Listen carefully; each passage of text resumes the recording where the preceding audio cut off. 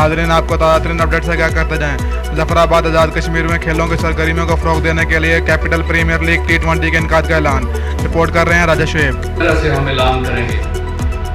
हमने ये फैसला किया है कि आज़ाद कश्मीर के 10 डिस्ट्रिक्ट के अंदर डिस्ट्रिक्ट लीग्स और नौजवान प्लेयर्स उनको सामने लाने के लिए कश्मीर किंग्स के प्लेटफॉर्म से अभी गवर्नमेंट की तरफ से इजाज़त हमें मिली है, NOC जारी कर दिया गया है और पहला कोरोना के बाद ये इवेंट कैपिटल